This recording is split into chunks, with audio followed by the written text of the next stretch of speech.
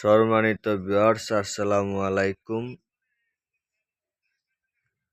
আমি আজকে আপনাদের উদ্দেশ্যে একটি ভিডিও বানাচ্ছি।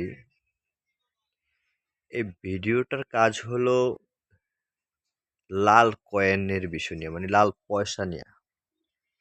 এই জন্য গোল্ডেন কালারের যে লাল পয়সা আছে,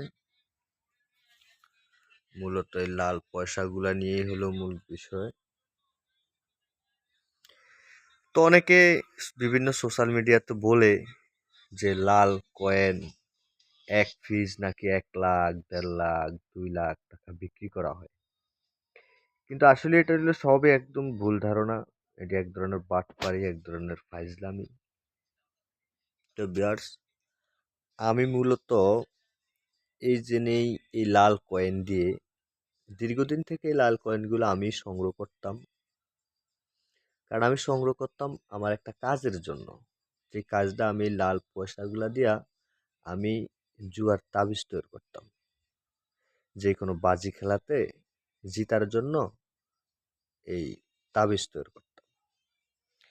তো যেমন আমি 21 দিন মেয়াদের জন্য যদি একটি তাবিজ বানাইতে হয়, তাহলে অনেকগুলা লাল কয়েন প্রয়োজন হয়।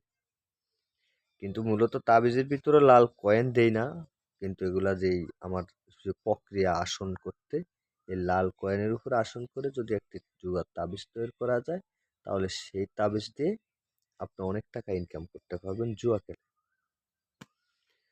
তো যাই হোক, আমি এই বিষয় মূলত আমি দীর্ঘদিন থেকে এই লাল কয়েনগুলা সংগ্রহ করি। এখন কিছু টাউট বাটপার ইউটিউব জগতে বা সোশ্যাল মিডিয়াতে টিকটকে আইসা বলে যে একখান লাল কয়েন 1 পিসি নাকি 1 লাখ টাকা করে তারা কিনে। কিন্তু ভাই, আপনারা একটু জিনিসটা যাচাই করে দেখেন যে আজও কেউ কি পয়সা আপনার কাছ থেকে কেউ কিনছে 1 লাখ টাকা দিয়ে? কখনই কিনে নাই।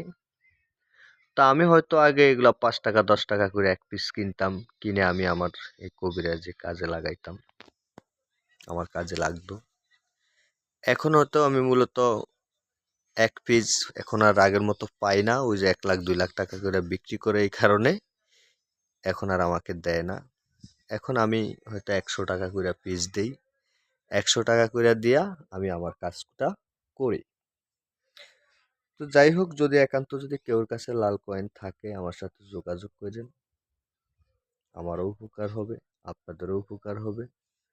তো সবাই ভালো থাকবেন, সবার সুস্বাস্থ্য কামনা করি।